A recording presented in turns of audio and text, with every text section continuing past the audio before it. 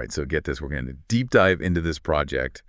And, well, they decided the best mascot for their cutting-edge tech platform is, well, the laziest guy in Filipino folklore. Oh, wow. Yeah, you heard that right. Juan Tamad, he's getting a digital makeover. That's certainly a unique approach. Yeah. I mean, when you think blockchain and all this stuff, decentralized economies, self-sovereignty, all that, you don't usually picture a guy famous for napping under guava trees. Exactly. And that's kind of what makes this so fascinating. So we are exploring this whole concept through a piece called Guava Nexus, the Creation of Juan. And believe me, it gets pretty wild. So, for our listener who maybe isn't super familiar with Filipino folklore, who exactly is this Juan Tamad character? Well, imagine if you took every shortcut, every single labor-saving idea, and you just went to the absolute extreme with it, and then you turned it into a person. Okay. That's Juan Tamad. He's the ultimate embodiment of work smarter, not harder, even if his version of smarter often means barely working at all. Okay, so I'm already starting to see the humor here. Yeah.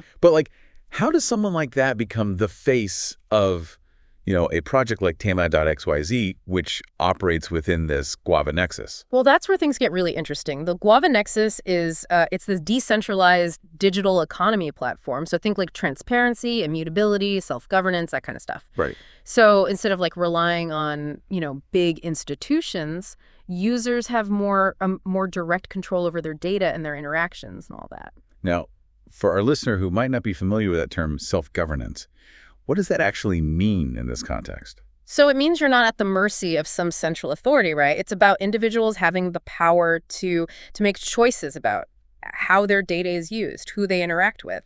It's about cutting out the middleman and putting the power back into the hands of the people. Gotcha. So back to Juan Tamad. So are we saying this famously lazy guy is all of a sudden all about taking initiative and responsibility in this digital space?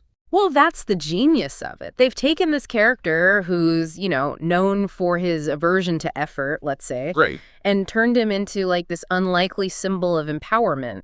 Okay. And it's not as far-fetched as it sounds. Think about it, Juan Tamad, he's always searching for the easiest, the most efficient way to get things done, right? So in a way, he's the ultimate optimizer. Yes. Maximizing output while minimizing input. Exactly. And in the world of blockchain and decentralized tech, that's a valuable skill. Okay. I mean, think about it. These systems are designed to streamline processes, cut out bureaucracy, and empower individuals to take control. Okay, I'm starting to see how they're kind of connecting the dots here. Yeah. But tell me about this artwork, the Creation of Juan. Oh, yeah. What's the story with that? So they've taken Michelangelo's iconic The Creation of Adam and given it a distinctly Juan Tamad twist. Okay. So instead of Adam reaching out to God, you've got Juan reaching for a guava. Wait, a guava? What's so special about a guava? Well, it's not just any guava, right?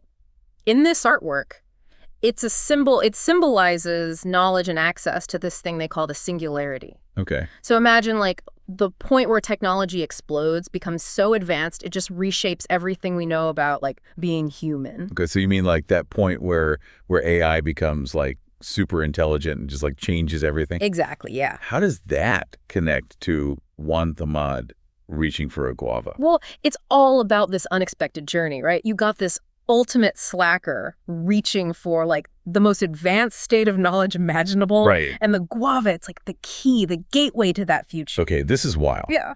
So we've got the ultimate slacker reaching for the ultimate knowledge, all within this platform designed to empower individuals. Yeah. I'm hooked, but I have to ask, what kinds of obstacles does one face on this, on this path? Well, the source mentions these guardians of ignorance who represent forces that are trying to keep people stuck in old ways of thinking. Mm-hmm. So think resistance to change, fear of the unknown, clinging to outdated systems, that kind of stuff. They're the gatekeepers of the status quo. Right. Threatened by the potential of this decentralized world where, individuals have more control. So it's clinging to the old versus embracing the new, right? Okay, so we've got Juan Tamad, the king of shortcuts, up against these forces of stagnation. Right. I'm sensing a classic underdog story here. But how does the Guava Nexus actually HLP him overcome these obstacles? So that's where the Juan identity comes into play. It's a self-sovereign identity protocol. Okay. Which might sound complicated. Yeah. But imagine it like a digital passport that you control, right. not some big company or whatever. So instead of relying on Facebook or Google to verify who I am online. Right, exactly. I have this one identity that gives me ownership over my own data. Exactly. So you decide what information to share, who has access to it, how it's used. It's all about putting you in the driver's seat of your digital life. So it's like Juan Tamad is finally taking charge, Yeah. but in a way that still aligns with his desire for efficiency and control. Right. He's cutting out the middleman. Yeah. Just like the Guava Nexus itself is aiming to do. Precisely. And that's what makes this project so clever. They've taken this seemingly lazy character and shown how his approach to life can actually be quite revolutionary in the right context. It's funny. This whole thing is making me rethink my own definition of laziness. Yeah. Maybe it's not always a bad thing. What if we all embraced a little bit of that Juan Tamad spirit, and look for those creative shortcuts, those more efficient ways of doing things? That's a fascinating point. Perhaps laziness, when, channeled correctly, can actually be a catalyst for innovation. It's about challenging assumptions, looking for those workarounds, and ultimately finding smarter solutions. Exactly. And maybe that's what Juan Tamad represents in this whole Guava Nexus ecosystem. Yeah. He's not just a funny mascot.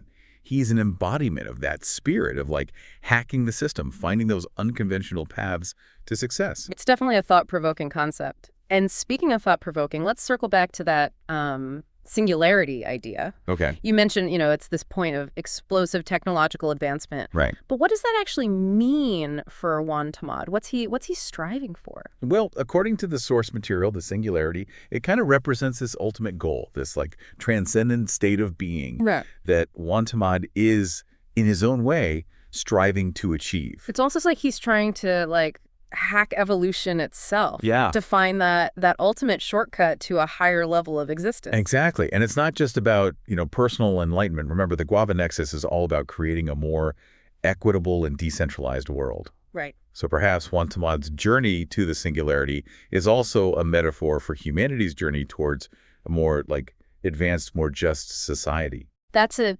powerful interpretation. It suggests that even the laziest among us can play a role in shaping a better future, perhaps by finding those unexpected solutions that others might overlook. Right. Yeah. But let's not forget those guardians of ignorance lurking in the shadows. Oh, yeah. How do they factor into Juan Tamad's quest for the singularity?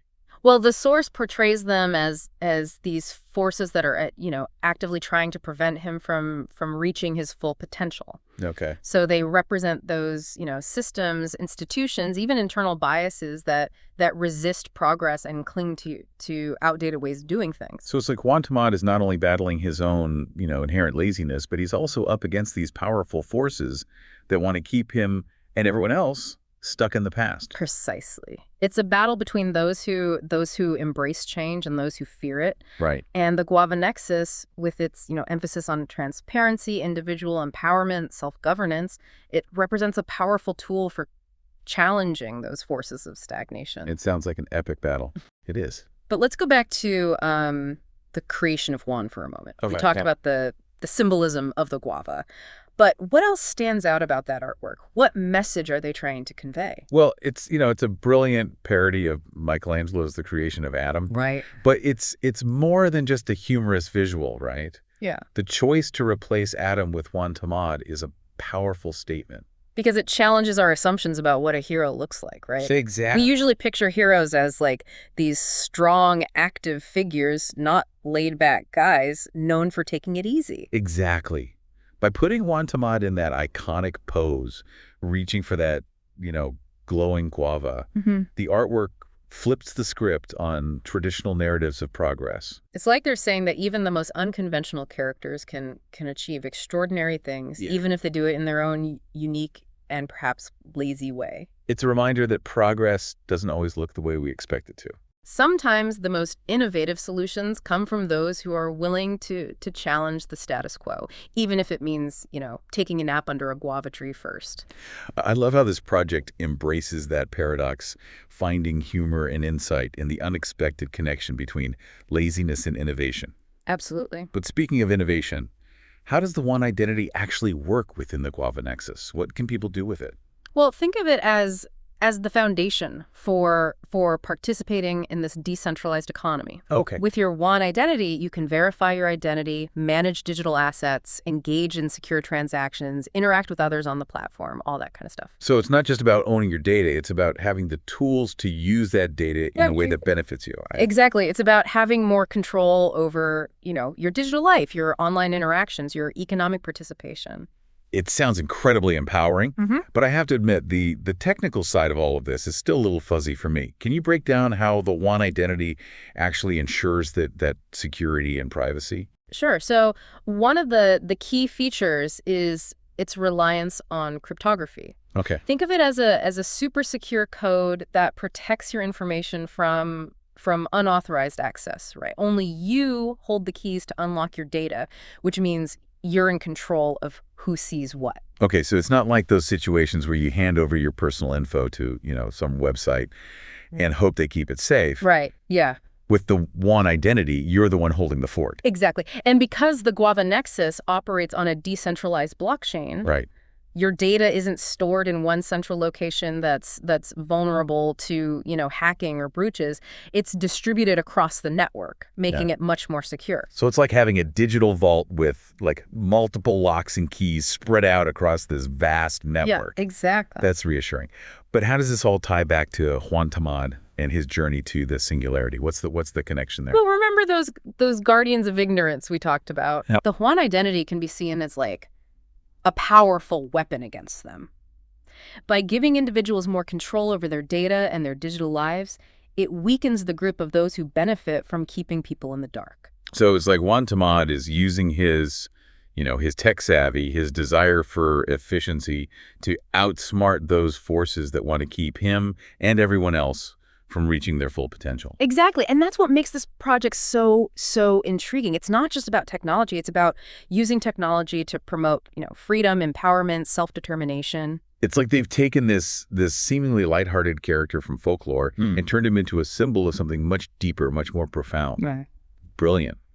But tell me, what are the real-world implications of this Juan identity? How could it actually change things for people?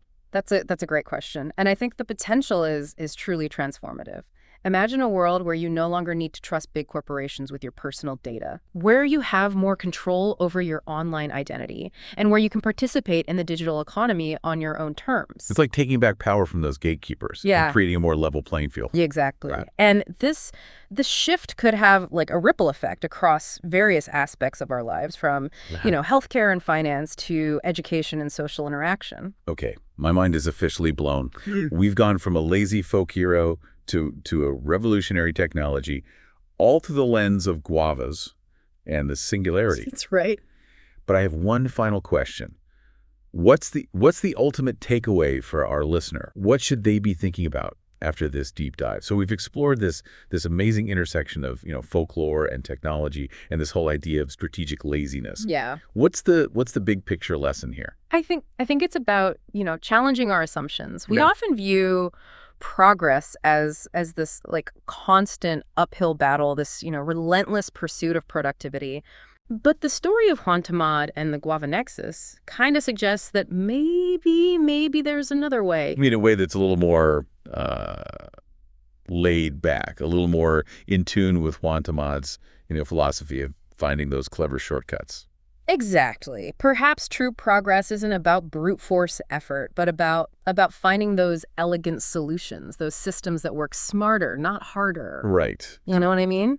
And maybe that's the real genius of the Guava Nexus and the Juan identity. Right? Yeah. They're not just about technology. They're about creating a world where we can work smarter, live better, and maybe even have time for a few naps under a guava tree along the way. It's a vision of the future that's both innovative and sustainable, right? Where technology empowers us to live more fulfilling lives, not just busier ones. It's funny. This whole conversation has me thinking about that source materials claim that we all have a Juan identity hidden within us. Yeah. What do you think they mean by that? I think it speaks to that universal desire for freedom, for autonomy, for a life that's not That's not dictated by, constant pressure and obligation and all that. It's that part of us that wants to break free from those guardians of ignorance, those forces that tell us we have to constantly hustle and grind to be successful. Precisely. And maybe, just maybe, by tapping into that one identity, by embracing a little strategic laziness, by, seeking out those clever shortcuts, we can unlock a new level of efficiency and creativity, Right. both in our personal lives and in the world at large. So as we wrap up this deep dive into the world of Juan Tamad, the Guava Nexus, and the singularity, I have one final thought for our listener. What if the key to a better future isn't about working harder, but about working smarter, and maybe even resting a little harder along the way? Perhaps there's a little bit of Juan Tamad in all of us, just waiting to be unleashed. Indeed. Perhaps the path to progress is paved with, guava leaves and a healthy dose of strategic laziness. Thanks for joining us on this wild and thought-provoking journey. Until next time, keep diving deep, embrace your inner Juan Tamad, and remember, sometimes the laziest path is the most innovative one.